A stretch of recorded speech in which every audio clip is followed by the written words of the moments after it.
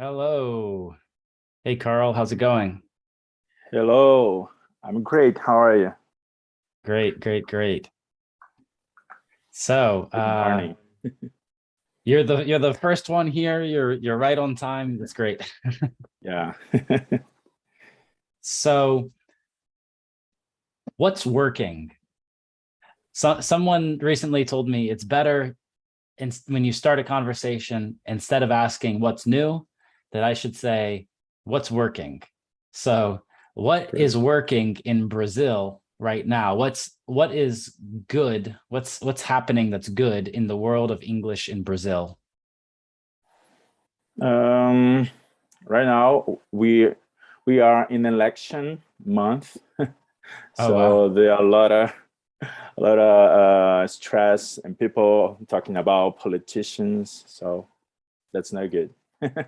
Hmm. So that's not good, but Yeah. but what so let's focus on, English and English learning, English teaching. Mhm. um you're an English teacher, right? Yes. Michael, hi. Let's see. So, Carl, you said you're an English Can you hear me teacher. now? I can hear you now. Yeah. Okay, great. Sorry. Hi, Chris. Should we say Michael or should we say Michelle? You say whatever you want. People here in Brazil call me Michelle, but if Michelle. you Okay. feel like calling Michael, feel free to do it. Okay. Michelle. Michelle. I want to Okay, say. I want to say the right name. okay. So you're both in Brazil. Yes, Yes. So the Brazil team is strong here. Yeah. exactly. We're talking I think on that a speaking we're the club only one. yesterday. Okay. Yes, we had a talk yesterday. That's great. Yeah. So I see that you've really kept the Brazil group active, and that's great. Exactly, Um, which is the opposite of the other group that I've been joining, which is the Quiz Americas in Mexico. I yeah, almost don't we see want to just anyone. stay in one group for our country. Um, so I know a lot of people try to join all of the groups, but usually someone on my team will just block them if they try to join all the groups. The only reason why I joined the other group is because I've always loved Spanish, but Uh-huh. it's not exactly because of English, mostly because of Spanish. But most of the time, I practice my English skills because my Yeah, no Spanish is kind problem. of rust. No problem. No problem. Um, Great. So, yeah, today we're going to be talking about how people find English teachers in your country and how they sign up for English courses. Like, do most people study online or offline? What's better about studying online or offline? And so these are kinds of the questions that we're going to look at today. Hopefully, some people from other countries will also join us soon. But it's great that we have two representatives of Brazil here, so we can really talk about that. Now, are you both in the same part of Brazil, or which part of Brazil are you in?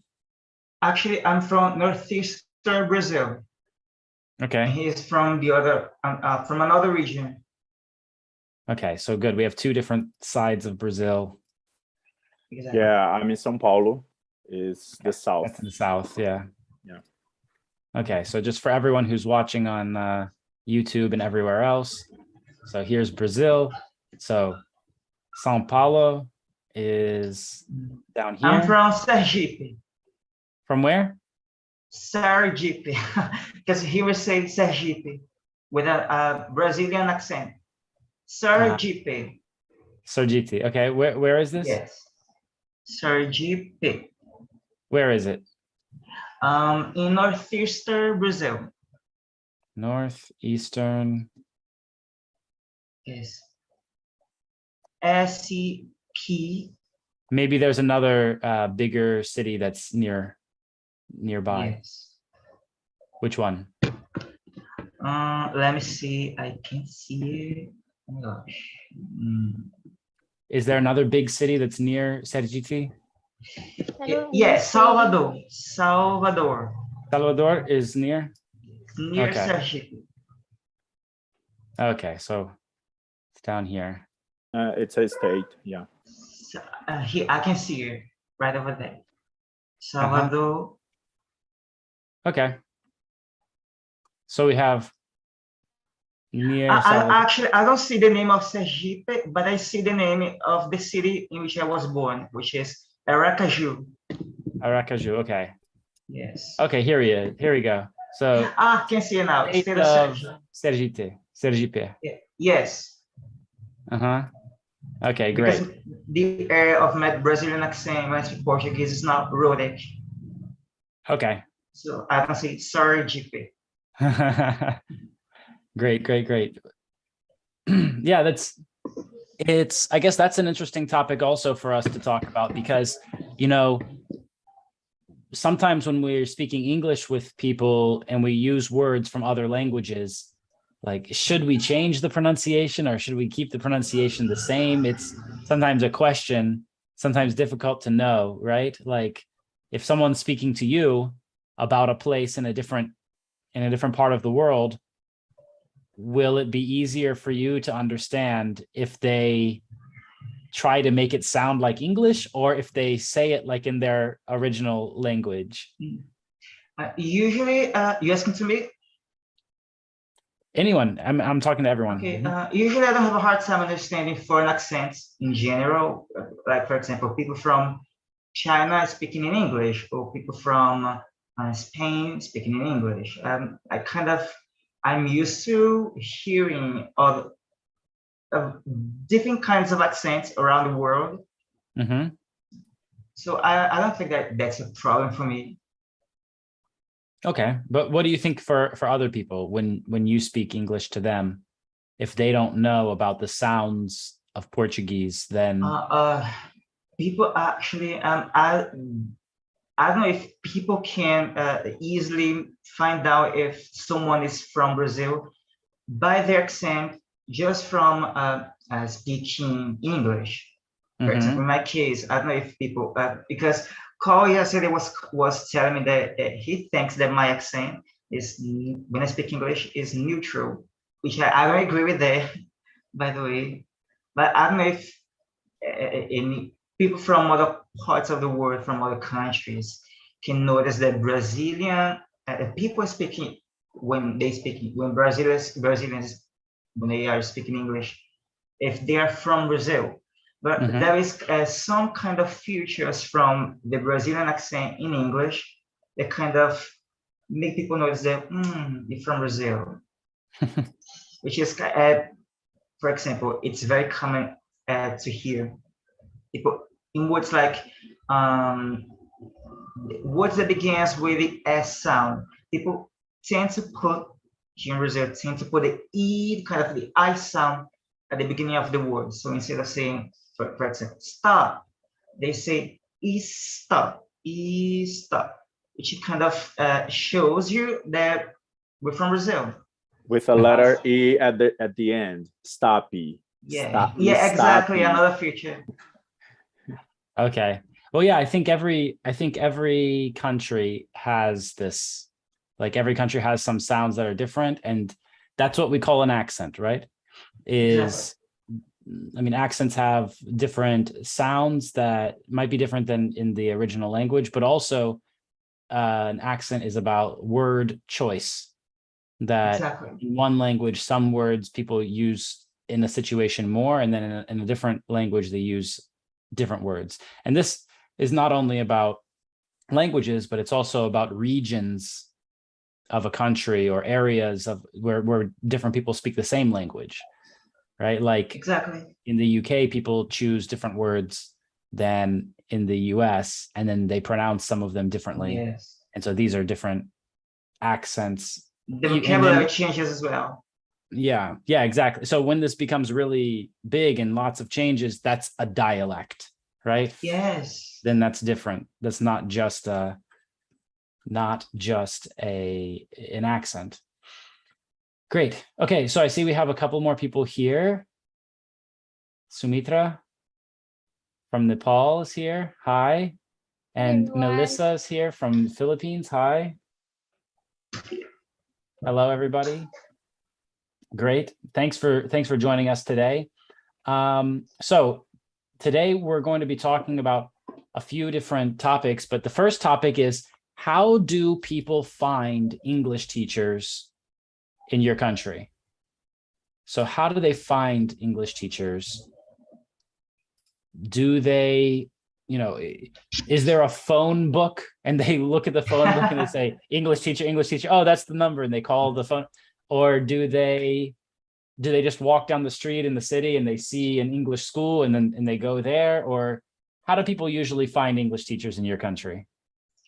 Actually, before this global pandemic situation, it was very common for most people who wanted to learn English to join physical language schools, because here in Brazil there are a lot of physical language schools. So everyone would, most of the people who wanted to learn English or any kind of foreign language would join physical language schools, or they would also book some lessons from with a private teacher. But most people cannot afford paying for receiving lessons from a private English teacher, for example.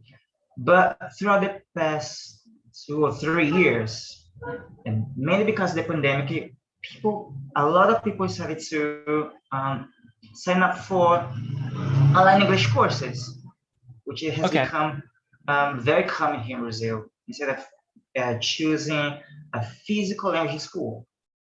Okay, so if I hear you correctly, Michelle, you're saying in the part of Brazil where you live, during the pandemic, a lot of people started to look online for exactly English learning programs, English practice. And yes, before that, most people went to offline schools, yes, physical exactly. schools offline. But you also said that a lot of people can't afford private English studies with a teacher. Yes. Let's hear from Carl, since you're both in Brazil. Carl, what do you think about that? What's your perspective? Is it the same where you live or different? I agree. Michael is right to say that. Michael, Michelle, whatever. We are pronouncing his name yesterday, Michael. Okay. So in São Paulo, it's the same, because before the pandemic, people, it's more common people look for English classes in language schools, and they saw the TV commercial and walk down the street and go to the language schools. So after the pandemic, they are looking for online classes, because there are a lot of teachers on YouTube. So talking about the courses, make promises about you are fluently in about 2 months, 3 months, something like that. So yeah, it's interesting. Interesting. Good word. Yeah. So okay, a lot of people moved online, but what about the idea that it's difficult to afford lessons, English lessons? Do you think that this is so? Okay, I guess the question then is, like, how much does it usually cost to go to a language school, an offline language school in Brazil? I'm sure in the city it's a little more expensive than outside of the city, but so Carl, in São Paulo, and then Michelle, where you live, let's compare, how much is an average price? What do you think? So in general, in language schools, the price is about $5,000. Dollars? Yeah. I'm converting. So dollars, $5,000. Wait. In American reais, dollars? maybe no, in reais, but in reais, Okay. it's like 1,500 reais, but converting, maybe it's about $5,000. Yeah, it's so expensive in language schools. Hmm. But online, it's not expensive. It's cheap, so people are moving on to online classes because the price. It's like 400 reais, maybe. 400 real. So this is the currency in Brazil. It's called real. Yeah, the currency. Yeah, reais. Mm-hmm. And you said 400. Yeah, online classes maybe. Okay. For online classes, 400. This is for what? This is for a month, or this is for one lesson, or this is for what? No, a month. 400 a month. And in language schools it's about 1,500 reais for 1 year. In an offline school. Yeah, offline school. No, maybe 6 months. 6 months because it's a pack they are doing for these students. So 1,500 for 6 months Yeah, offline. So offline is cheaper.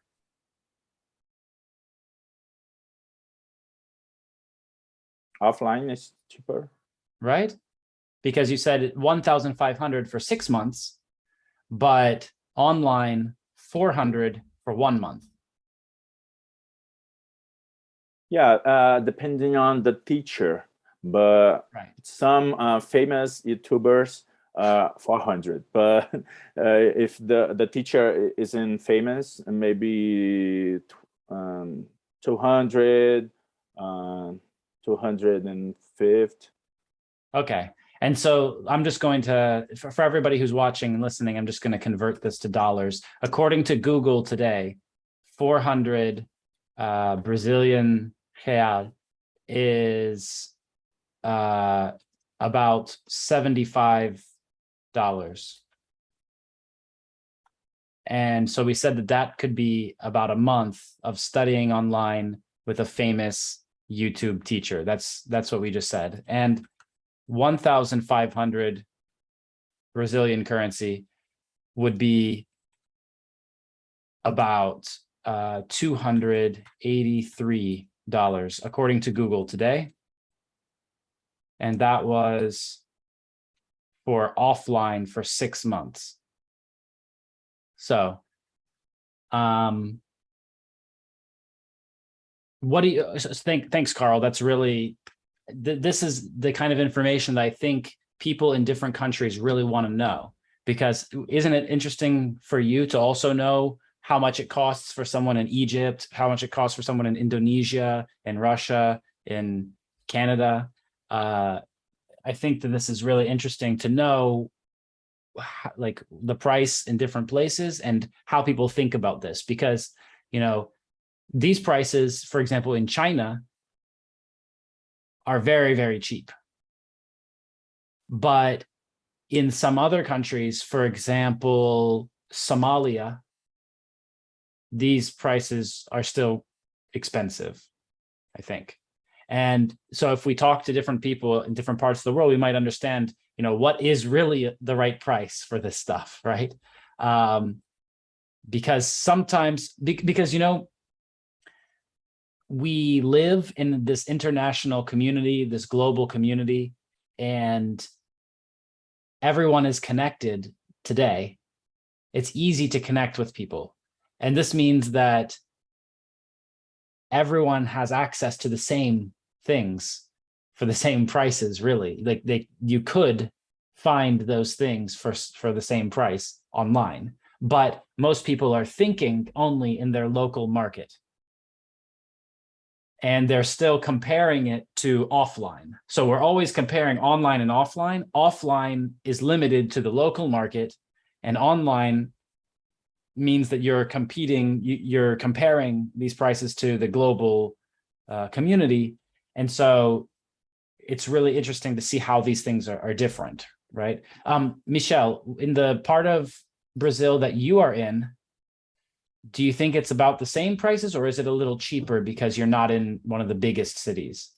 It's kind of the same price, actually. I just want to point out that the most popular online courses are too expensive in Brazil because they are very popular, but most of them are cheaper than the classes that you have in physical language schools. But a month in big cities, for example, the prices of the classes are very expensive. And that's why a lot of people think, I'm not gonna learn English, or I cannot learn English because I cannot afford it. So that's why it's kind of a mindset of the majority of people here, mainly because of the prices. But I would say that in small towns in general, you don't find physical English schools. Here where I live in a small town. And as far as I know, there is just one physical language schools. Yeah, one physical language school available. I didn't even know that until really recently.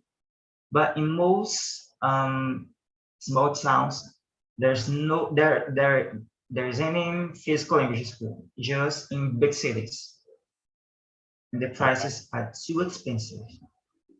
Right. So it can be, so you might not even have an option. You Yes, kind of. might have to travel somewhere. So there might be another expense, the travel expense. Yes. Right. Okay. I understand. Sumit, sorry, Michelle. Sorry, continue. What were you going to say? I just want to say that nowadays, once you have access to the internet, you can learn whatever you want, whatever you feel like. You don't need to, because I've already joined a physical English school in the past, but I just stayed there for 3 months because it didn't work for me. I'm not taking physical English schools for granted. I just want to say that for me personally, it didn't work, but it can work for other people. Mm-hmm. Can I add Right. something? Yeah. Carl, go ahead. So the minimum wage in Brazil, This is important. yeah, it's not good. So both What is those it? prices is so expensive for some people. What is the minimum? What is the minimum Uh, wage and what's the average wage? What do you think? 900 the minimum wage 900 per month. month. Okay. Mhm. Yeah. 900. Okay. So for everyone watching, 900 in Brazilian currency is about 170 US dollars per month. And you also have to pay for the materials in physical language schools. Yes. And the materials are very expensive as well. The books. The books, it's more Yes. expensive. It's like 2,000 reais for 3 books. Sure. Right. And you only buy it once. And this is a way that the company You makes have money. in some schools you have to buy more than just one book, one textbook. Right. That's true. In most That's schools, true. actually. Right. Well, let's think of it from the school's perspective also, because let's imagine that you come to the school and you only pay for 1 month. You don't buy a book. First of all, you're probably not so serious about staying there and about getting the result. So the chance is higher that you will just tell other people, oh, that didn't work. That was a bad school, because you didn't do the work, right? You didn't do what you needed to do. So this is one thing. The second thing is that it caught, like, a lot of the schools have to advertise or market themselves somehow. So they have to pay for this, right?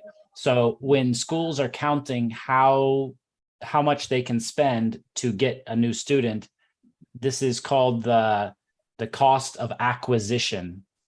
Cost of acquisition, the cost of getting a customer.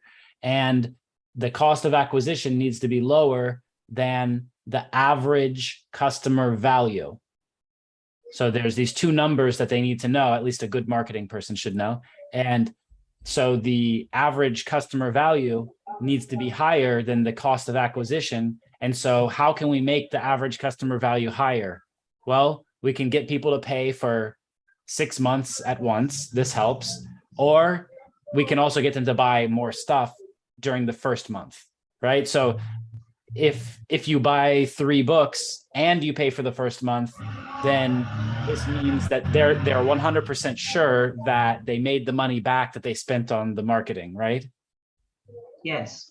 And also, if you want to achieve an advanced level of English in a physical language school, you have to stay there for from 3 to 5 years, which I personally consider theoretically a disadvantage. It's not an advantage for me because um, not everyone can afford to stay in a language school for 5 years.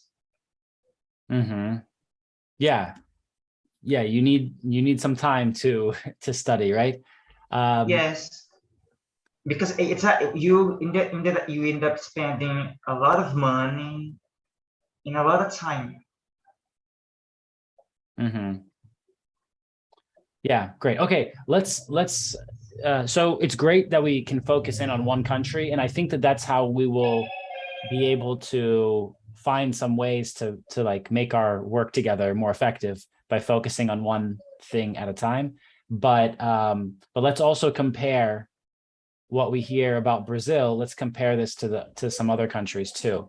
So Sumitra, in Nepal, what do you think about this? So we were talking about studying offline in a language school and studying online. And what do you think about the average cost of this? Hello, everyone. Hi. Okay, regarding learning English in offline mode and online, actually, cost is not that too much difference. Actually, cost is like last time I enrolled myself in one IELTS preparation course, and it is quite uh, it has quite variation kind of as per the teacher, as per the institute. It's in like it's quite different. So the cost is around 6,000 to 10,000 Nepali 6,000 to rupees. 10,000 rupee. Nepali, yes, Nepali rupees. It's for the course. The course can be extended for 2 months or maybe like 1.5 around like that. So, okay, 6,000 to 10,000 for 2 months of lessons. Yes, that's Okay. for IELTS preparation course. Okay, and let me just tell everybody who's watching what that means in US dollars, so everyone can think about what it means to them. So 10,000 rupee, Nepali rupee, this is about $76 US dollars. So we're talking about between $45 and $76. And this was for 2 months of studying at an offline school in Nepal. Is that correct? Yes. Okay. Great. I see Lalatiama is also with us. Hello, Lalatiama. Hi. If you turn your microphone on, then we'll hear you. There we are. Okay. Oh, So where are you joining us from today? I'm from Madagascar. Madagascar. Great. Yeah. And so let's see, the first language in Madagascar, the main language is French, right? Yeah, French. So you speak French, and then do you also speak a local language? Both of you, French and Madagascar. Uh-huh. Great. So welcome to our meeting. Today we're talking about studying online and offline. We're talking about how people find teachers in different countries, and we're talking about the cost of studying online and offline. So you can think about that while we finish talking with Sumitra, and then we'll come to you and ask you about what it's like in Madagascar.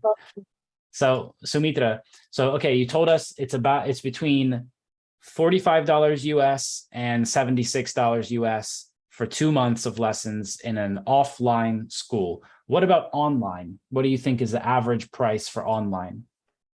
For online also, it's kind of similar. Actually, last time due to the pandemic, we have to go through that online session. Otherwise, mostly here we are like giving offline, especially rather than online. That's how it goes. Mostly offline after pandemic. So after the pandemic, it's still offline. Everyone prefers offline, you think? Offline, yes. There is some online also going on. The cost is not that difference between online and offline. It's quite similar. Even online is, it depends on the people, like mass of people or group of people, they just join the particular lesson or particular, that classes. If the more number of people, then obviously the cost will be a slightly decreased than offline. Because most of the classes, most of the lessons are like in group. So in that case, price is a bit cheaper than offline. So, we're using the word online a lot again and again. Oh, Nistani, hi, welcome. We're saying the word online, and I just want to make sure everybody understands something. Since I'm an English teacher, I have to say something about English, right? So the word online can be an adjective or an adverb, right? An adjective tells us more information about a noun, a thing. An adverb tells us more information about a verb, an action. And the word online has two different pronunciations if it's an adjective or if it's an adverb. It's different. So right now you heard me saying online or offline, right? Because I'm trying to compare these two things. So you focus if I'm saying on or off, online and offline. But really the correct pronunciation, if it's an adjective, like for example, online English classes. What type of classes? English. What type of classes? Online classes. Right? So this is online. The stress is on the first syllable, online. But if I ask, where do you study? Where do you study? Well, when you answer, you will use an adverb because it's about the action. It's not about a thing, right? So where do you study? I study online. Online. The stress is on the second syllable. It changes. So I was just, while we were speaking, I was just thinking about how, English is very strange like this. Sometimes it just changes like this. So I was just thinking online, like, why does it change? And then I understood that adjectives and adverbs. And then I checked my thinking. I went to the dictionary and said, oh yes, the dictionary says it the same way. So yeah. So adjective, online, adverb, online. So I like studying online. I like studying with an online teacher. Great. So Sumitra, okay, so you said that online lessons are about the same price? Yes, kind of. Actually, I not been through that particular research and all, but generally, as far as I know, online and offline classes are not that different. Not that different. Okay. And then, the guys from Brazil, they also told us some other important information so we can compare these numbers. They told us about the minimum wage. So the government makes some rule or law that you must pay this amount. So what is the minimum wage in Nepal? Do you know? Minimum wage of Nepal is around 1,500 rupees. Sorry, 15,000 rupees. 15,000. Okay. Yeah.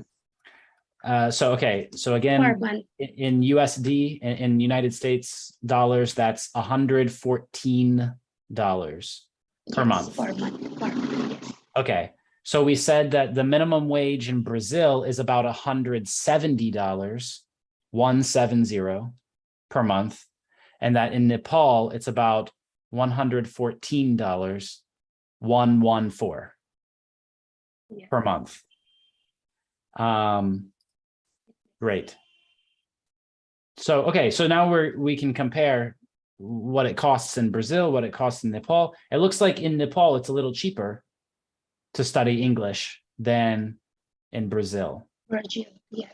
Because I think in Nepal, like English is spoken as a second language, like a foreign language, because like English is emphasis from the early grade, early primary grade from in every schools and college, and that English is also the medium of running the business in Nepal. And most of the school, colleges, university, this is delivered lessons in English. So I think maybe because of that be the reason.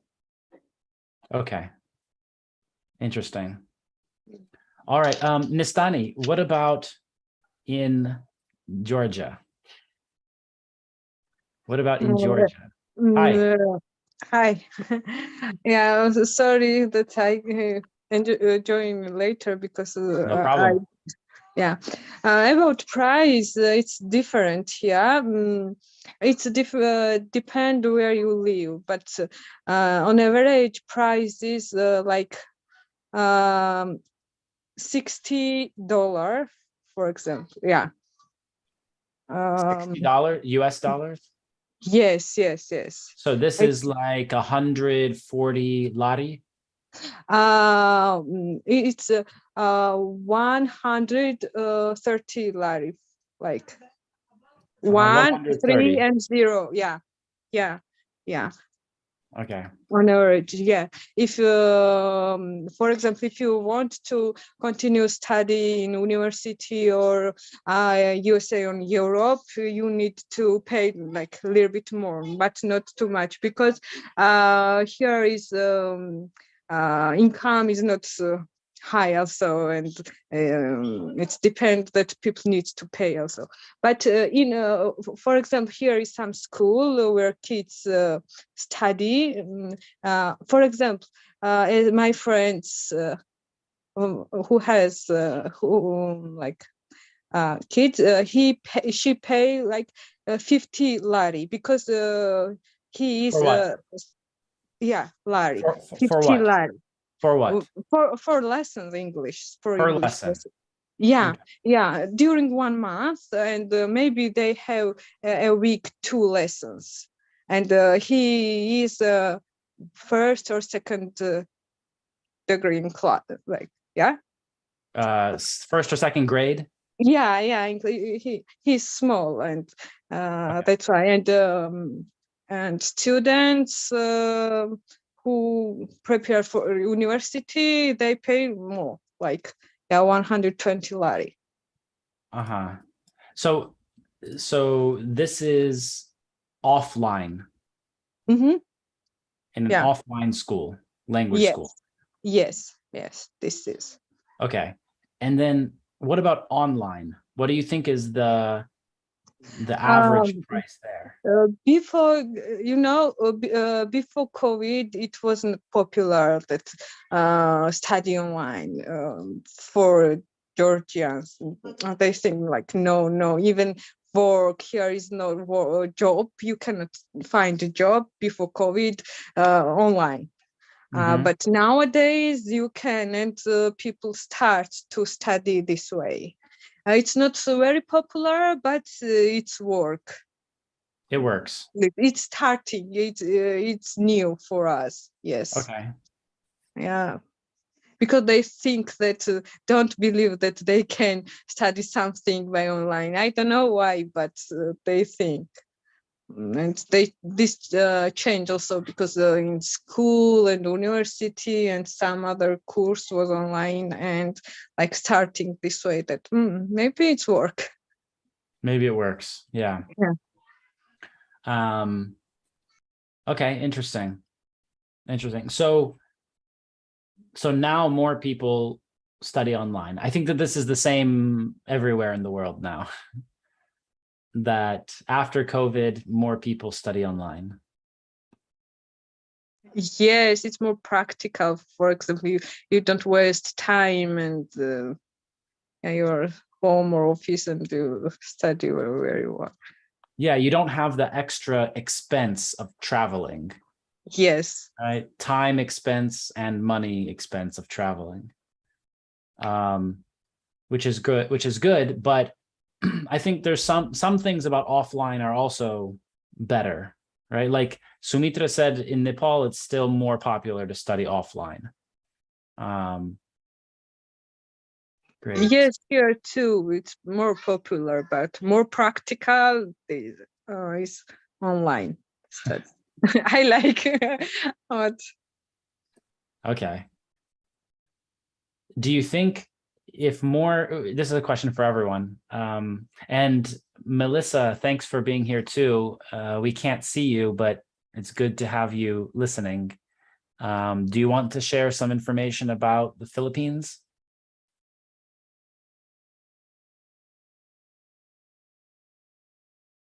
Melissa? Hi. Unfortunately, we still can't hear you.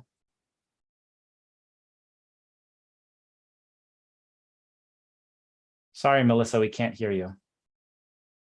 I see your microphone is on, but we can't hear you. Maybe it's not connected correctly, or maybe you need to choose a different microphone.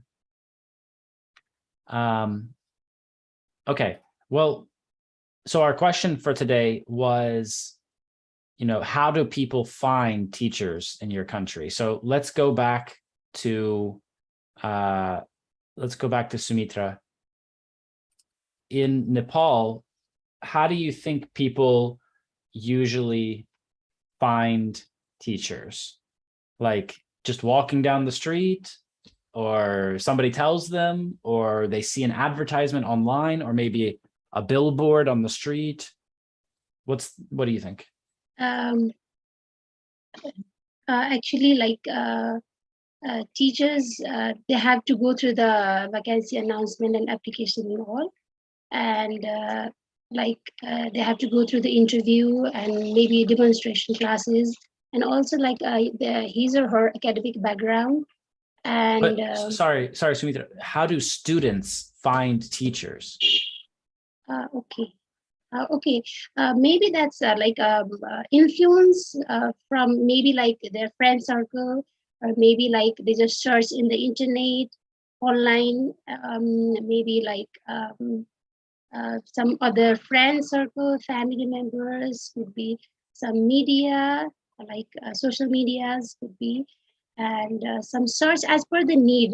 If I have to like find particular English teacher, then I just get information from my friends, family, or social media, or I search in the internet and all. Okay, so mostly word of mouth. Yeah, kind of. People tell other people. Yeah. Recommendation from Yes, someone recommendation. else. Exactly.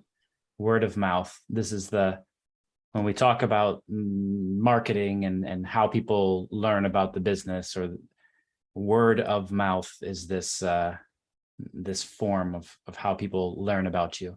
So, okay, a lot of word of mouth. I think that this is common. I think that this is common in local markets, right? Like, for example, I had an offline school in Russia, and the most people found out about us because somebody told them about us, and a friend told a friend and told another friend, and so this is word of mouth. Exactly. Even like I got to know about this Chris America's this site also. I just got from my friend, and I just went through and so many like pages and all, and I find it's very fruitful. And even I took so many other classes online, classes as well. So you found out about us through word of mouth also. Exactly. Okay, cool. Let's go back to our friends in Brazil, Carl and Michelle. And you guys talked more about YouTube. So do you think that a lot of people in Brazil who are learning English go to YouTube first, or do they look in the local market first? Like, do they look online first or offline first? Well, I'm not gonna run the risk of selling for everyone, but a lot of people tend to watch YouTube because they first want to know the teacher, the quality of the teaching from the teacher before sign up for their online English course, for example. So YouTube has become a great resource for you to get to know the teacher that you wanna, whose products you wanna buy. Mm-hmm. In my Right. case, for example, I use a lot YouTube for everything actually. Okay. Carl, what do you think? Yeah, in São Paulo, they look for language schools offline first, but after the pandemic, they are looking for online classes, and on YouTube first, second Cambly, and there's another website, italki. italki. Yeah, italk. That's it. Mm-hmm. Okay. So okay, when a person goes to look for a teacher, what do you think they're really looking for? Like, I think that some people believe that when they go to a language school, that it's just like problem solved. I signed up for a course at a language school, and now I can just sit back and like I'm just gonna automatically like learn this language because the teacher's gonna do something in front of me, and like the teacher does his little dance, and then automatically my brain just changes, and now I know English, right? Yes, exactly. I think that a lot of people don't take the responsibility for their learning because an English teacher was telling me the other day, a friend of mine who's an English teacher who sells online English courses. She was telling me that most of her students get stuck because they have a hard time finishing the course. Só um momento, because many because they don't take the responsibility the responsibility for their learning because they tend to think, oh my gosh, now I'm gonna be fluent in just 6 months because I'm gonna buy this course, so I'm not gonna do anything additional for it because the teacher is gonna do everything for me, so I'm gonna learn it quickly, and that's not how it works. That's one of the main reasons why a lot of people get stuck, mainly regarding online English courses. Regarding offline courses, that's not that common. Mm-hmm. Yeah. Okay. Also, people have their illusion to I will speak like a native, like an American guy, like an American girl. So, and teachers promise that they are becoming fluent in 2 months, 3 months with an American accent. So they becoming frustrating about it, about the English, and that's it. Mm-hmm. Okay, so Michelle said something about personal responsibility, about taking responsibility for learning, for studying. I think this is really important that we have to remember that it's not only the teacher's job, right? That the student has to actually do something too. Yeah, and then Carl, you were talking about people getting stuck. And so do you think, Carl, this is a good point. And I think sometimes it's really hard to draw the line in education between where is the sale of the education product and where is the real product, like the thing that we really do, right? So the person, like the business might say, be fluent in 2 months. And the reality of the real product, the real lessons, then after you're studying, you understand it's going to take me 2 years, 2 months or 2 years. And this is very different. And so you're saying that some people get very frustrated because of this. Yeah. Okay. Great. So I see we have a few more people who have joined us. So we were going, hello. So we were talking about, how people find different, how people find teachers in different countries, how much it costs for offline lessons, online lessons. And so we were talking about all of this. Let's see, Maria had her camera on, but now she disappeared. So Maria, when you come back, you can tell us about your country too, but Cecilia, hi, from Mexico. Hello there. Hello, Chris, and hello, everyone. Welcome. Nice to meet you again. Good Okay. to see you again too. So what do you think in Mexico? Is it more popular right now to study online or offline? No, offline. It's more popular, at least at my city. People try to join two schools. No, online it's not popular yet, at least here. Yeah. Okay. And do you think it changed during the pandemic, during COVID? You're asking if it changed in the past? Yeah, like do you think I'm it became more popular to go online? I'm not sure, at least not in my city, maybe in the country, but not here. I live in a very small city. Which So city is no, this? here, I'm from Monclova. Monclova, it's in a state called Coahuila. We are about 3 hours away from the border with the US, actually. Coahuila, okay. It's pretty close from Texas. Monclova, you 3 said. hours away. Yeah, that's the name, exactly. Got it. Right there, Coahuila. Right there, in the center, right there.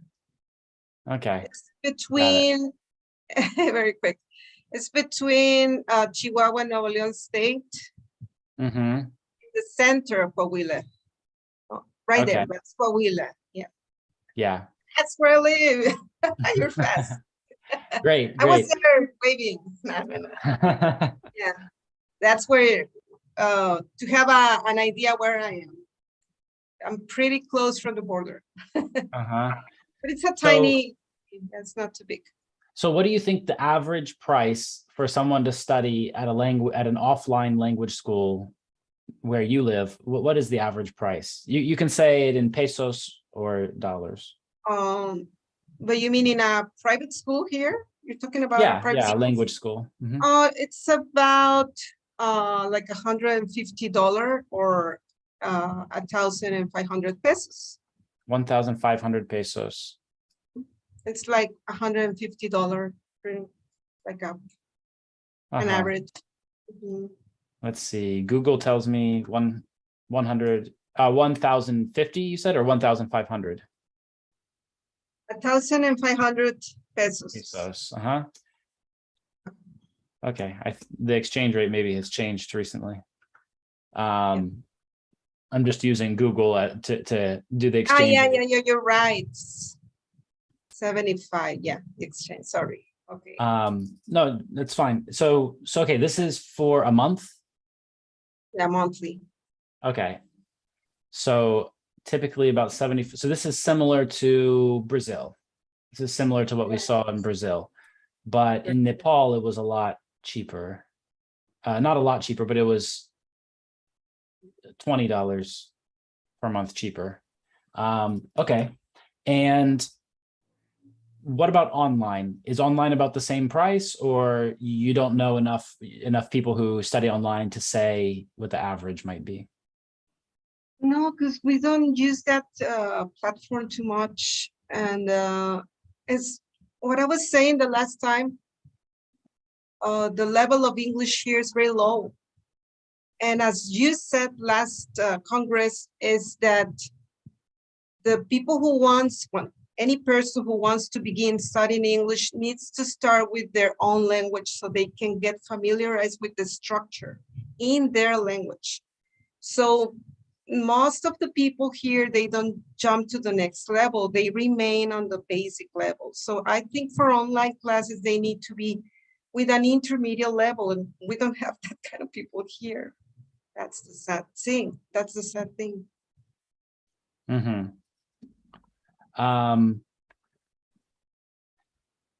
You know, this is an interesting thing for us to talk about too, because a lot of times when we start studying, a lot of people think when they start studying English that they're only learning English, but really, but really, you're learning basic linguistics. You're learning the basic philosophy of how a language works, right? You're learning the basics of how any language works. Like when you go to school and you start learning your first language, the teacher will tell you what a noun is, what a verb is, what an adjective is. And this is like language theory. This is linguistics. This is how a language works. But it's not just how one language works, it's how languages work in general. And so, you know, every language has action words and every language has things. And so it's interesting that if English is your second language, then maybe you don't remember learning all of the basic things about your first language at school. And so you have to like start thinking very differently to understand what's happening. But if you already learned a second language, if English is your third language, fourth language, fifth language, then it's a lot easier because you say, oh, that's a verb and the verb does this. Okay, I understand that because I have two other languages to look at, right? So maybe it's not important if it's the third or fourth or fifth language. It's important if you have learned a language as a foreign language before, right? Learning a language as an adult. There's a foreign language, and when you learn a foreign language, you meet all of these terms again from school that maybe you forgot. And now you have to understand how language. So I think it's really useful to study your first language before studying another language. That's what I was trying to say. So I always joke that because I became an English teacher when I went to Russia. And so I always joke with people that I went to Russia and I learned English.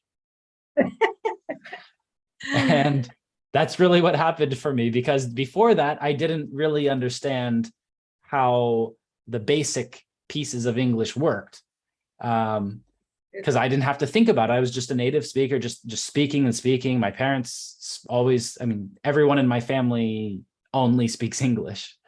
So I just spoke like that. And I think a lot of native speakers, they believe that they are always correct because that's just how they speak. And so they don't think about how the language works. And maybe it's the same for everyone here in your first language, that you speak and speak. But if someone from another country came to you and said, well, why do you say that? Well, why do you say that? Then maybe it would be difficult to explain that, right? You know what, Chris?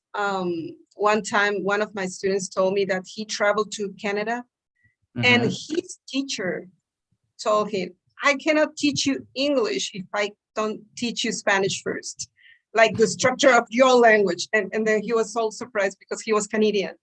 And then he told me that first. And then I realized that before you learn the 4 skills of English, you know, reading, writing, listening, speaking, You need to learn 2 soft skills, which are structure and vocabulary before anything, because and these, well, obviously these 2 soft skills, the one of structures needs to be on your own language. So when it's where you have your own, the best comprehension, and with that comprehension, you're gonna learn the structure of other language. Otherwise, you will not know what they're talking about. So Yeah. in your first language, you learn the structure of the second language you're gonna learn, vocabulary, then with those 2 things, you add them, reading, writing, speaking, and all those stuffs. But I'm totally agree with you because I follow your videos. I think you're the only teacher can say that beginners needs to start in their own language. I'm totally agree. I just think that they will make faster progress that way. Some people think that you need to hear the native accent from the beginning like a child, but you're not a child. So yeah, that's why I think that. But I know that a lot of teachers disagree with me when I say that too. But I'm not the one. I'm agree with that. Yeah, because I have a son. He's 29 years old. But he said that he went to university and they were just talking English, and he couldn't get anything because he wasn't familiarized with vocabulary. So he was, oh my mom, I couldn't get anything from there. So yeah, we need to teach the structure at the same time, learn vocabulary. At the same time, you can be doing some listening because it helps a lot to get familiarized with the pronunciation, the sounds and stuff like that. But without knowing that you need the structure in your own language so you can compare them, because obviously I always make like an added graphic. For example, 1 + 4 it's equal to 5 in Spanish, but not in English. In English, you're gonna use 2 + 3 equals to 5. It's the same, but in a different structure. So we need to figure out how a native speaker thinks. Not your own language. You need to find a different structure from your own.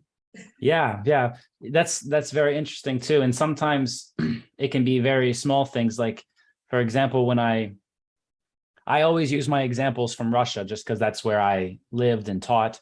But for you talked about numbers. So, for example, this number, Yes. an English speaking person looks at this number and sees 6,000. Right. And this number is 6. Oh, really? In Russian? No, in English, 6. Okay. Because Okay, because the dot. Okay. there's a different symbol, right? Yeah. In the first number, we have a comma. Yeah. And in the second number, we have a decimal point. Right. And so actually, when I moved to Russia, they use them the opposite of in English. So, so that was interesting for me. So in English, we separate every 3 digits that are above 0, that are above 1, right? We separate them every 3 digits. So that means, for example, 6,000, then we have to have a comma, 6 million, right? So for every 3 digits, we put a comma. Right. And we only have 1 decimal point. So you could have 6.0004146002342. And so that's after the decimal point, we don't separate the digits. In Brazil, it's opposite too. It's the opposite. You use the comma to separate the decimal point. Yes. Right. So we could have a number like this, like 6,000,2551235,362. Right. So that was interesting to learn, because as just an English speaker, I never imagined that thing might be different somewhere. But then when I saw people writing numbers and using a comma to separate whole numbers from fractions or from numbers that are less than one, that was interesting. That was I was confused at first. Cool. Okay, so today we were really talking about like how people study, about online and offline, about how much it costs to study in different places. And I think that it was really, really useful to find out how, you know, in some places it's cheaper, in some places it's more expensive. And I think that it's connected to, of course, you know, the standard of living and the minimum wage. But also this doesn't, we didn't really talk also about living expenses, right? Because maybe in places where it's more expensive, it also costs more to do basic things in your life, right? So there's always a comparison. But when we talk about online education, when we study online, this is different because everybody's connected. So you can find the same things, right? So this is where it's difficult for, maybe it's not fair, because in some places, the standard of living and the living expenses, the cost of living is higher. And so the teachers there, for example, I can speak about the United States, right? Like a lot of the things here cost a lot of money. I don't think that they're better, but they cost more. And I don't think it's worth it, so I just don't buy them. But I understand that a person here needs to ask for more money to live, to pay for all of these things.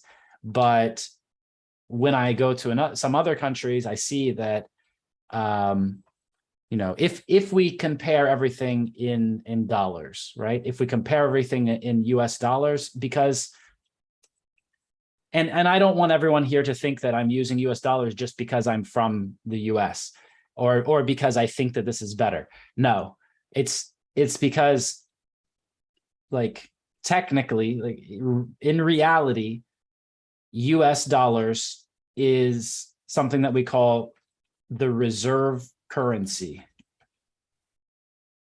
The reserve currency.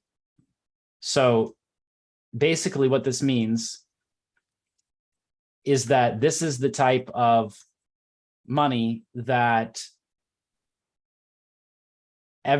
everywhere in the world, if you want to do international transactions, if you want to do business with many countries at the same time, you need something that everybody understands, right? And so it of course was not always like this. Calculated is more easy because exchange all time happen in dollars. Yes. Right. The exchange rate is happening from one currency to dollars. And so, and this is what makes it the reserve currency, right? So of course, this didn't happen by accident. The US tried to really make their currency the reserve currency. People have to buy oil in dollars according to an agreement of many countries in the world, right? So, but you know, before the US became such a powerful country, there were other countries and people used those currencies. You know, you might not know this, or maybe you do from studying economics or history, but not long ago, the main currency, the main international currency, the reserve currency of the world was the currency from the Netherlands, from Holland. They had the strongest economy, and people used their currency to buy international things, to buy international goods and to trade. And so this is why, so for everyone who's watching, I just want to make sure that everyone understands this, that it's not just because I'm from the US that I'm using this. It's just because, you know, this is the currency that everyone understands right now. In the future, this will definitely be different. I mean, maybe it will be, I don't know which currency will be. I think we'll have I think that we will have a global currency, I hope, soon. I think that this will make it a lot easier for people, but this means that we have to have a global economy. It means everyone has to agree, and that's going to take a long time. So, but I think that we need to be there, right? I guess today we also have Bitcoin, which is like a first step in that direction. So I don't want to talk about Bitcoin though. Okay, great. I see we have some other people joining us too. Hamza is joining us. Usually we just do this for an hour, but I think right now, you know, I'll stop talking and I'll let you ask your questions. So maybe you have some questions about something that we talked about today. Maybe you have a question just about something in English. So you can ask your questions. And while you're thinking about your questions right now, I'll just tell everybody who's here and everybody who's watching on YouTube that, you know, next Wednesday at 8 o'clock, 8 a.m. New York City time, we will have this meeting again. The people who are here, who joined in the beginning, they're part of our special global community. We have a special workspace where we invited everyone there, and I announce and I tell them what's going to happen. I send the link to everyone. And this is because I want to find some people to represent every country so we can talk about things like this. So we can compare what's happening in that country, what's happening in this country. Also because I want to go to a lot of countries and I want to meet people there. So I'm interested to learn more about different places. So if you want to join that community, if you want to find us, then I'm going to send a link right now on YouTube. And you can also just see it on my screen. That might be easier. Okay, so you can go to chrisamericos.com/community, and you can find your country. And that will take you to a special Facebook group for your country. And when you join that group, just write a comment and say, I want to be a representative of my country. And then I will send you the information, and I'll invite you to our private space where we connect with everyone.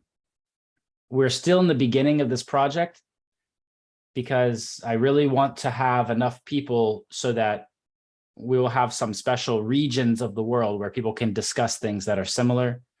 And so we're still in the very beginning, but you're welcome to go there, to join the community, to come here and to discuss these things with us, because the goal is to create this global community that is outside of politics, that's outside of religion, that's outside of war and conflict, that's outside of these things, outside of government, as much as we can do that, and to just focus on how, you know, we are just people. All of us are just people, humans. We live in different places on one big ball, one big blue ball in the universe, and we're really not very different. So, okay, that's enough from me. Any questions? Anybody want to ask questions? I see. I couldn't join before because I couldn't find the link. I find it in the chat. And I don't know what was the topic at the beginning. It seems like you were talking about how to, well, if you can tell me. Yeah. So the topic at the beginning. So this is our closed workspace for everyone who who joins the community on Facebook and then says that they want to be a representative. I invite them to this closed private workspace. Inside of this workspace, we have private channels for every country. We don't have every country represented yet. So if you're the first person from your country, then I'll create the channel for your country. But we have a private channel for each country. For example, here's Brazil. If I go to Brazil, I can see there's Michelle and there's Carl, for example. Now, if they want to discuss something about Brazil, if they want to work, if this is what I want to work together with Carl and Michelle to solve some of these problems in Brazil specifically. Maybe we want to create a special meeting just for Brazil. Maybe we want to offer something special so that people can have easier access to English in Brazil. Maybe there's something difficult happening in Brazil right now, and we want to discuss it there, right? So they can hear and they can discuss that. And only people who are Brazil representatives, only those people are here. And I'm also here, and we can discuss those things. So we have channels, private channels for every country. Then we also have private channels for every region. And I'm using the United Nations regions to decide what the regions are. I have a map, I have a list of countries, and so this is how I decide which region is which. Some of them I named a little differently, like West Asia. This is also called, usually in English we call it the Middle East, but it's Asia and it's in the West. So, and Middle East, sometimes people are confused or so anyways, we have regions. So inside of these regions, people from different countries can discuss something that's happening in one place. For example, Brazil. We talked about the country channel for Brazil. And then we also have South America, right? So there's a region of South America. And here we have more people than, for example, Rosemary, she's from Colombia. And we have different people from different places in South America. So again, if there's something special, something specific about just South America, people can discuss that there. But to answer your question, Cecilia, then I also have this channel, which is called updates. So you can look through this list and you can find it. It should be at the bottom probably. But so if you're in here, then what you can do is you can click on this and there's a star. If you click on this star, then it will put it at the top of the list up here. You see it says starred. So that helps me to find it more easily. But this updates channel, this is where only I can make an announcement. So I can announce something to everyone. And this is where I put this information. So you can see, for example, on Thursday last week, I said, our next meeting will be Wednesday at 8 a.m. Right? And I said, please watch last week's call before joining the next call. You can invite people from your country to join the group for your country on Facebook. So on Thursday, I wrote this message and I tagged everyone. Everyone is 59 people right now. There are 59 people so far in here. Then yesterday, I made an announcement, reminder, we meet tomorrow at 8 a.m. Right? So if you have notifications turned on for this program, for Slack, this workspace, then you'll get a notification. If not, then just when you log in here, you'll see this. You'll see that this threads, or you'll see updates. You'll see that there's a message there, a new message, and you can click on it and you can read it. And then today I said, our meeting starts in about an hour. And then after we started, I said, okay, we've started, here's the link, right? So I put the link and I put the link. So 1 hour before the meeting, I put the link. And then when we started, I put the link. So this is where I announce all of this stuff for the people who are in this special workspace. Cool. So again, anybody who's watching on YouTube who wants to be part of this, you can go to the link that that I shared, chrisamericos.com/community, and you can find the Facebook group for your country, and then you can make a post. You could say, I want to be the representative, and then I will personally send you information about how to join the workspace. Okay, I know it's a lot of steps, but I did that on purpose so that only people who know how to, who have patience and will do all of the steps, only those people are there. That's important to me. Great. I see we have a couple new people who have joined us here, so I want to say hi to them. Hamza, hi. Hi, if you turn your microphone on, then we can hear you.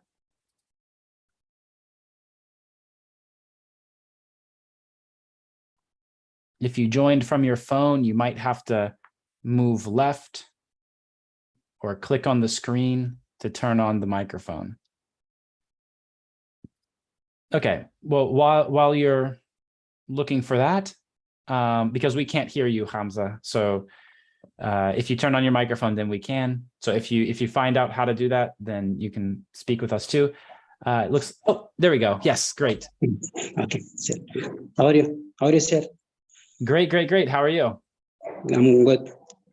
Where are you joining us from? Yeah, I'm from Yemen. Yemen. Yeah, exactly. Great, great. Great. Thanks for joining us. And maybe you can tell us a little bit about, you know, how easy is it to find an English teacher in Yemen?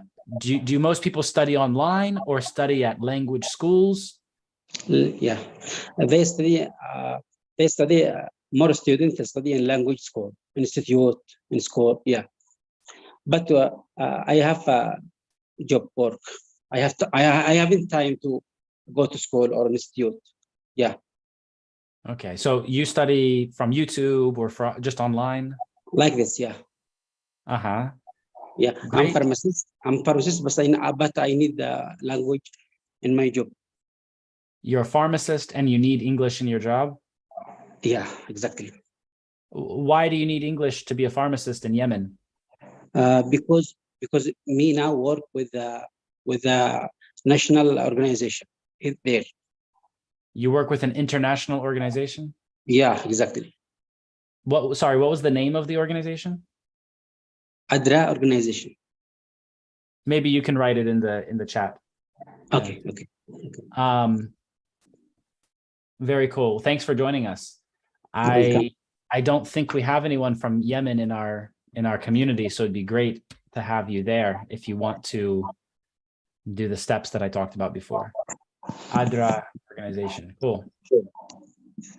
Great. And now let's go to Devi. Sorry, I don't know how to pronounce your name correctly. Hi. Hi. Hi, everyone. Hi. Hi. What's your name? I'm Devi. Devi. Devi. Devi. I was called, yeah, I am called Devi. Dewi. Okay, welcome, Dewi. And are you joining us from Japan? Indonesia. Indonesia. Okay. Indonesia. So, I mean, Indonesia has what, thousands of islands. So which part of Indonesia are you from? I live near Jakarta. Jakarta? It's called South Tangerang. Jakarta. Yeah, I live not far from Jakarta, about 1 hour from Jakarta. Jakarta is our capital city. And you live in Tangerang? Tangerang, South Tangerang. South Tangerang. Hmm. Near the airport? No. About 1 hour, 1.5 hours from here. Uh-huh. Mm-hmm. Great.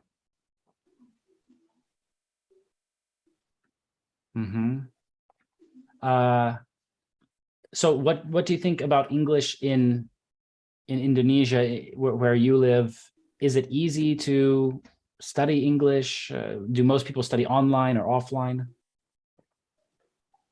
It's easy here to get English course. There are many English course here. So but I think I'm poor in English because I'm not involved in English very much. And just now, I mean, now I study English from English preparation for TOEFL. Okay. It's like English course online. So I get your connection also from online, from I mean from social media, Facebook at the first time. So I know you as an English teacher. I interest with you, Mr. Chris Americos, because I can understand very well your English. I can get everything what you mean. I can understand. So here I am. Well, I'm glad that you understand me. And thanks for joining us here today. And great. So now I want to, anyone here who has a question, maybe it's about English, maybe it's about something that we talked about today. I see Nistani has a question. Hi, Nistani. Hi again. About application, you explained something, but I lost some when you explain.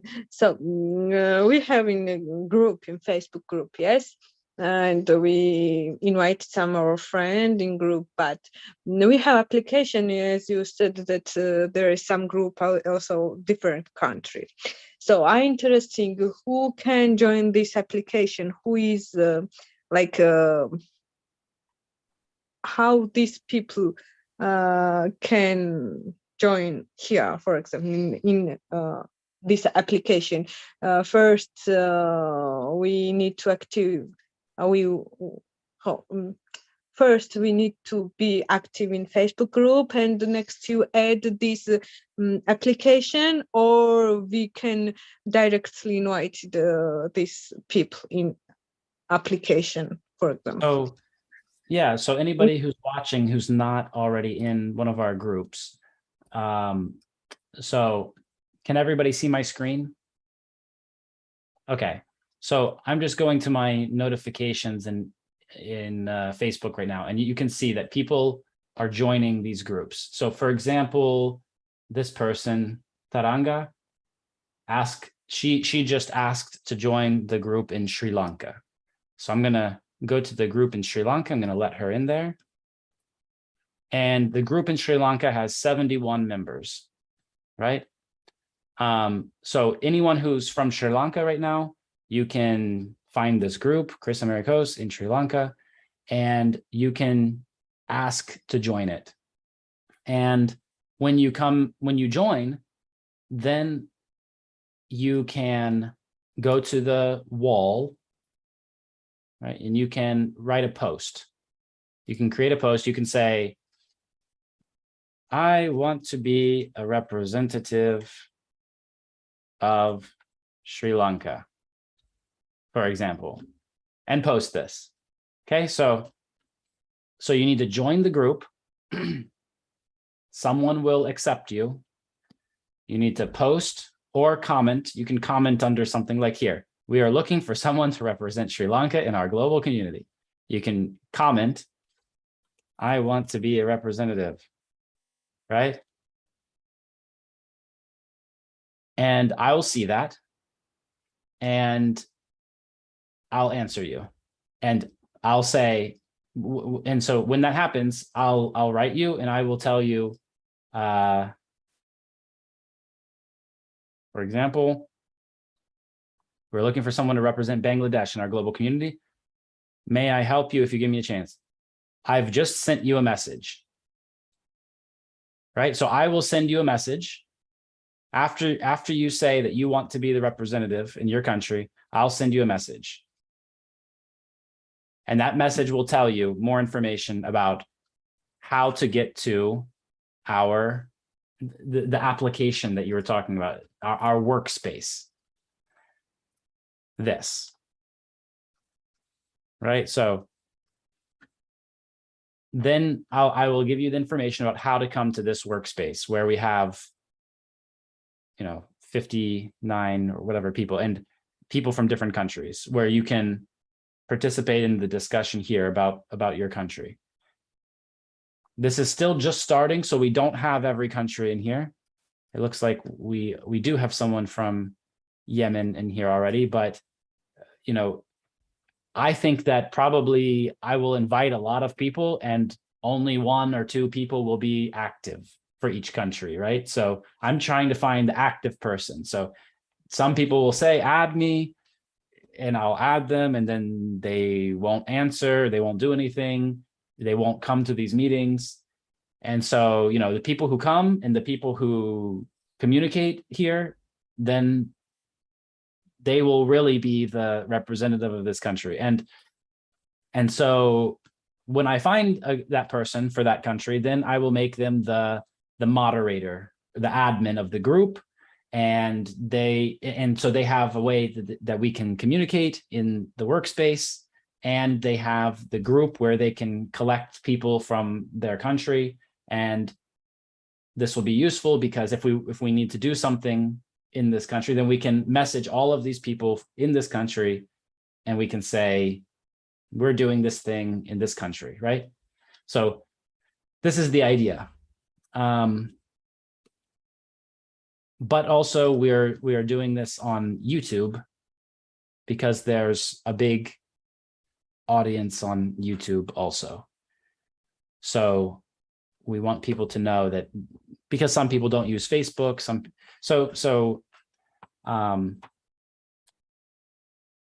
yeah. So Hamza, I see your question here in the chat about conversation groups. So I'm sure that some people who are watching at home on YouTube, whatever, that they also are wondering about conversation groups and so Hamza, I'm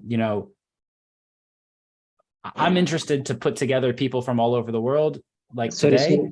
Sorry, Yeah. Can I say something? Yeah. Sorry, sir. I have studied before many time or in the institute is called grammar for 3 months or 6 months, forget. Many time. But now I need conversation. I have some vocabularies, but when I come to speak with other, like our staff manager there, from US, from Nigeria, from not Arabic. Yeah, for that reason we need language. We need to improve some accent and like this. I Understand? agree. Yeah. But they improve, and they told me you need to speak with other people. You need to speak. You need to listen and speak. Try to speak like this. Like now. Like now, yeah. Like now. I understand. Yeah. So sorry. So if that's something that you need, that's fine. And I want to show you something. So this is on my website. This is called English Every Day. And basically you can come here and you can join live lessons with teachers and students around the world. And in our video, in our call today, in our meeting today, I'm not trying to sell something. So I didn't talk about this before, but because you're asking, I'm telling you, like, you can see all of these are the different lessons that we have every day. These are live, like right now, there's different topics that they talk about. For example, the next topic is at 10 o'clock. This is a grammar topic, past perfect, but then at 1 o'clock, how different genders cope. So people discussing this. Is this daily, sir? Yeah, this daily? Is every day. For example, today, 1, 2, 3, 4, 5, 6 lessons today. Tomorrow, 3 lessons. Friday, 5 lessons. Saturday, 3 lessons. Sunday, 1 lesson. Monday, 3 lessons. So yeah, you Sorry, can. sorry, 1 minute there. I'm studying on application, Preplay application. Preply. Preplay, yeah, Preplay, yeah. But something, I don't know what I can say. Please share me the link, sir. Yeah, I'll send you the link right now. And I'll go to YouTube and make sure everyone there has this link also. English Everyday Program. Yeah, So yeah, this is not, but of course this is a paid course because we have a lot of different teachers and we pay the teachers. So yeah, yeah. No problem, no problem, no problem, no problem. on YouTube, I can just go live and I can just for When free talk to everyone. when we pay, we make attention. Yeah. So Thank you. great. Any other questions? Yeah, Cecilia. It is possible to join to some other speaking clubs in another country. For example, I am the one in charge in Mexico, but as there are not many people here in Mexico who wants to talk, I would like to join to some other speaking clubs to be able to know their culture. That will be more interesting for me, at least. Is that allowed? So the groups on Facebook, which we try to keep them just people from that country. There have been some people who just try to join all of them, and like the moderator, when the group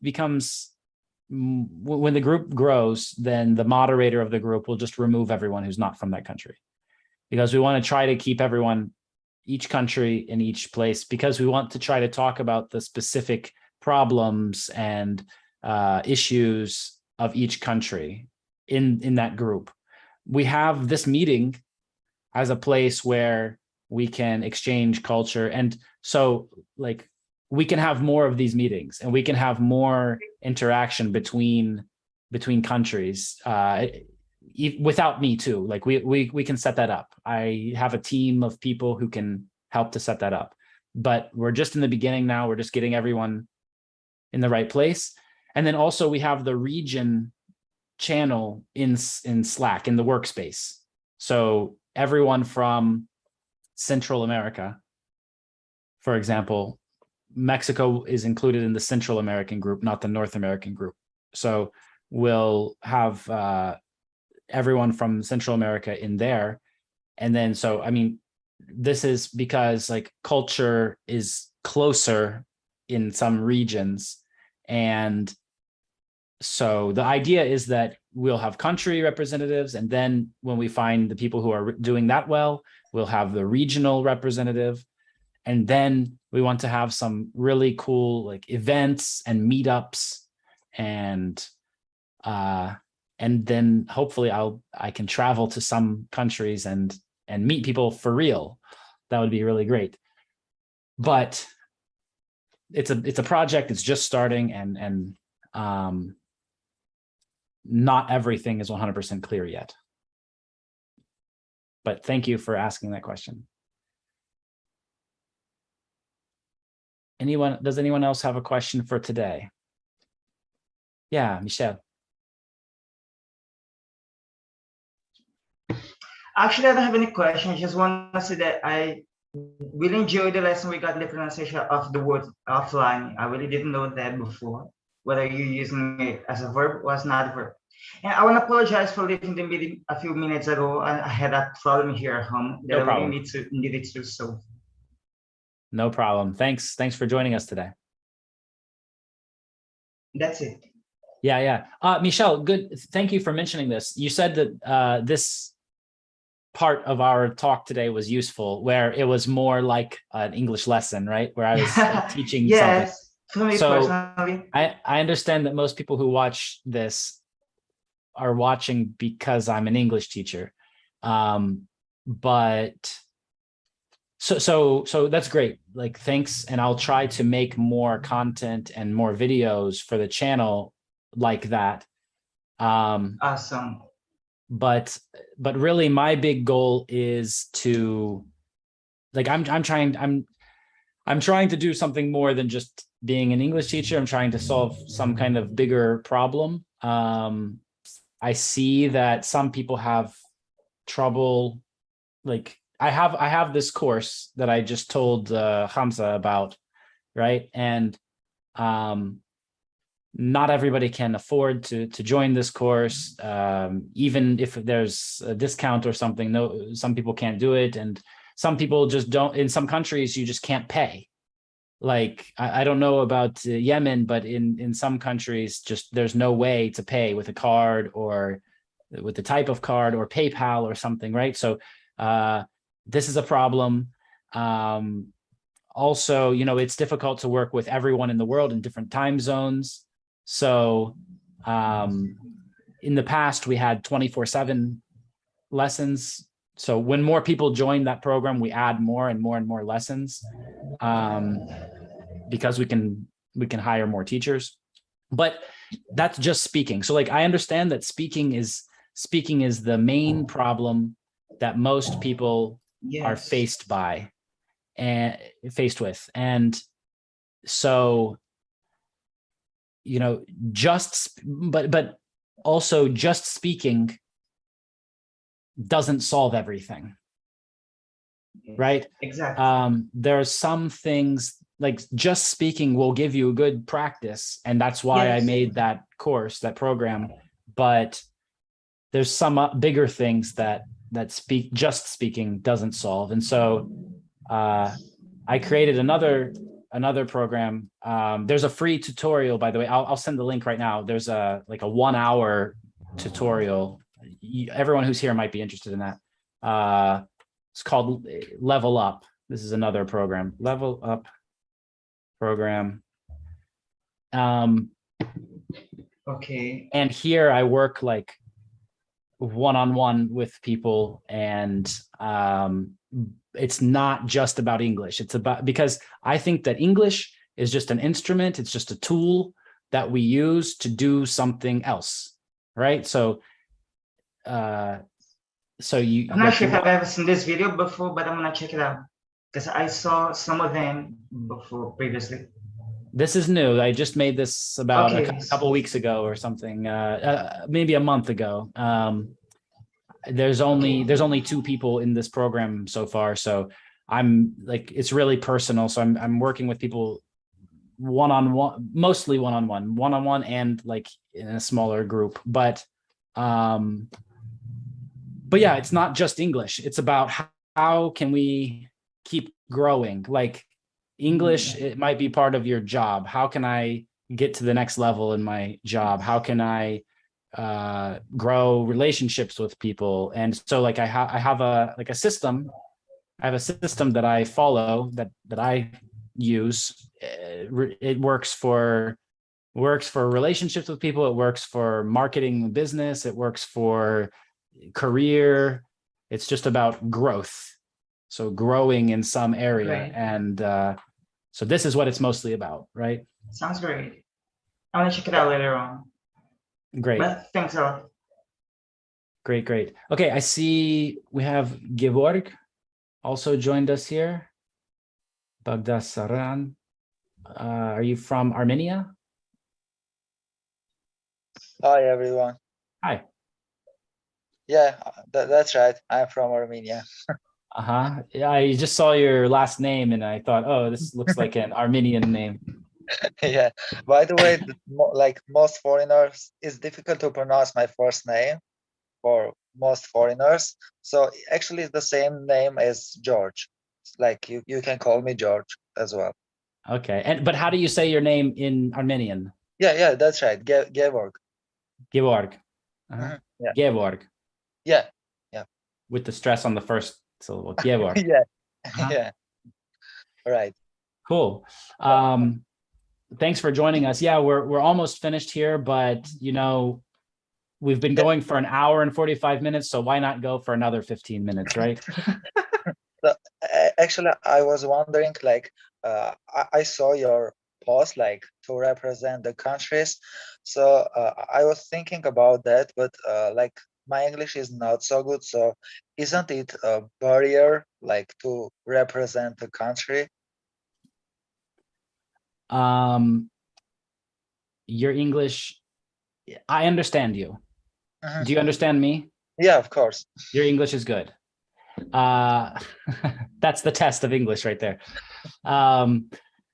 Your English is good enough to represent your country.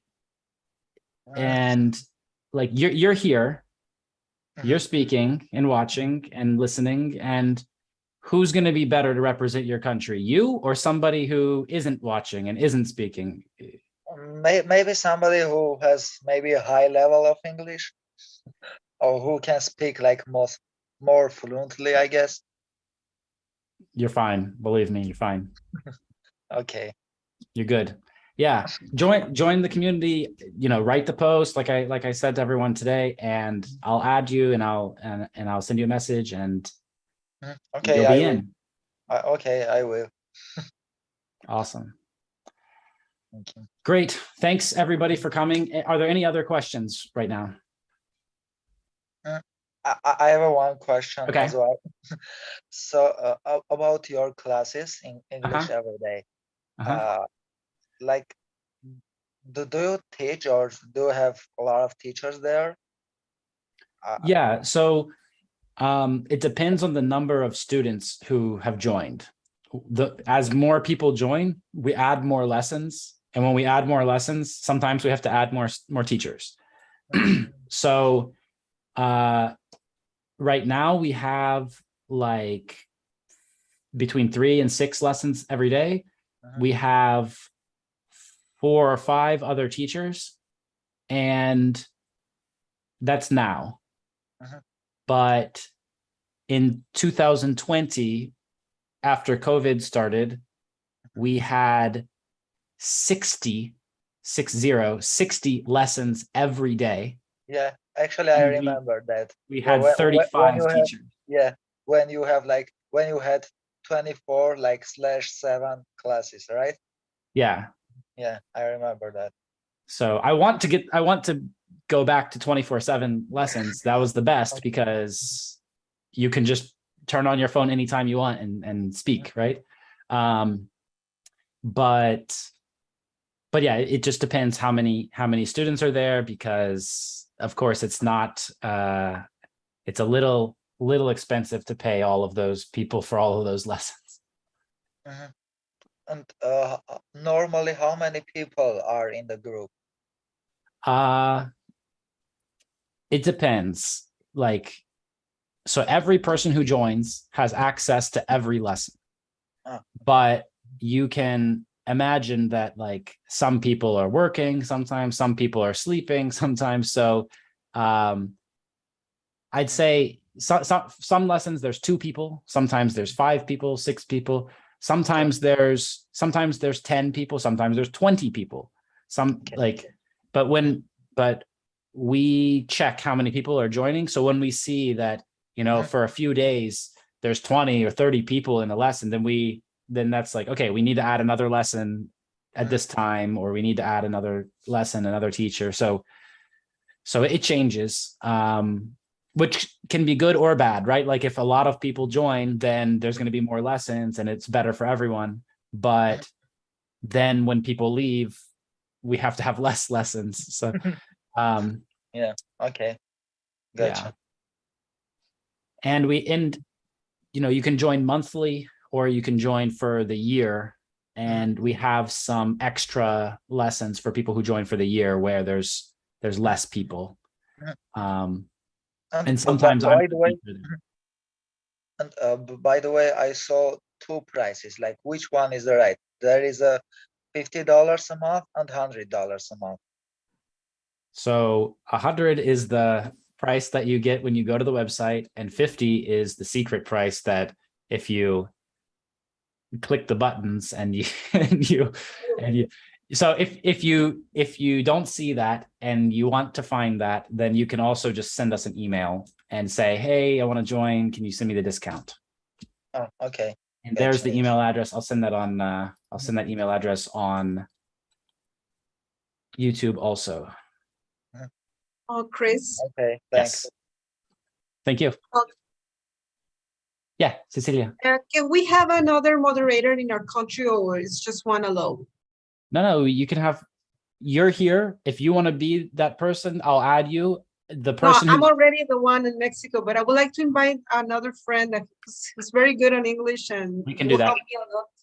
Can I do that? Yes, yes. Okay, how should I do that? I send you a message and then you add him? Yeah, just send me a message. You send me a message in our workspace. Slack. The special place with the channels of every country and so send me a message there. All right. Any other questions for today? I have one Dewi? question. Yeah. What is it that class? I mean, what we going to do in your everyday class, English class? It's like a speaking class or conversation class, or just listening. No, it's so there's 4 types of lessons. There's grammar, pronunciation, vocabulary, and speaking, but every lesson is a speaking lesson. So really we have grammar speaking, vocabulary speaking, pronunciation speaking, and speaking. And so everyone get the chance to speak. This is, yes, this is the idea. Of course, if there's a lot of people, that's difficult, but generally what happens is there's a top, it's very similar to today. Oh, similar just with today. Right, like there's people from different countries who join. And so, for example, you might not know Armenian, for example. So if you wanted to talk with someone from Armenia and he probably doesn't know Indonesian, so to speak to each other, you have to speak English, right? And there's a teacher. Today, our topic was more about like this project, but the topics of the lessons are things where people discuss, like the lesson that starts in 8 minutes. In 8 minutes, there's a lesson starting, and that one's about grammar. But in a few hours, there's another lesson, and it's about gender, about men and women, right? And so men and women in different countries, and people are going to discuss this topic and speak about this. So usually what happens is the teacher comes into the main room, like that's where we are right now, the main room, asks some questions, speaks to a couple of people, and then everybody goes to small rooms where there's 3 people, 4 people, and people speak together, and the teacher goes from one room to the next room to the next room and so you have a chance to speak in a small group, speak with the teacher, and then in the big group, in the main room, you have a chance to speak a little bit too. Like today, if we only stay here where there's lots of people, then you don't have a lot of time to speak. But if you go to a small room, you can speak a lot more. And so we move back and forth between the big room and the small room. I see. Thank you for your explanation. Yeah, thanks for the question. It's a good one. All right. I guess that's it, everybody. 2 hours is long enough for me. Hope it was not too long for you. Nistani, did you have another question? No? Okay. Just wanted to wave bye. Okay. Well, thanks everybody. And yeah, I hope to see everyone next time. I see a lot of people are joining the groups. Invite more people to your country's group too. And you can share information about what we're doing. Sometimes I'll tell you that there's something new that we're doing, and you can share it with everyone in your country. So and if you're a teacher in your country, or if you are a student in your country, maybe it's really good to be the main person of that country, and maybe in the future we'll make some videos together about each country. And if you have any ideas about how we can do this better, I'm open. I don't know everything. I don't know very much, really. So if you have some ideas, I'm really open to listen to your ideas. Thank you so much, everybody. I'll see you next time. Bye. Thank you, sir. Bye-bye. Thank Bye. you. Bye. Pleasure nice to meet you meeting you all. guys. See you Yeah, next nice meeting Thank you, you. everyone. Thank you, Chris. Bye. Meet See you, you around. Nice to Debbie. meet everybody. Yeah, Bye see you bye. next time. Sales, Bye, see you everyone.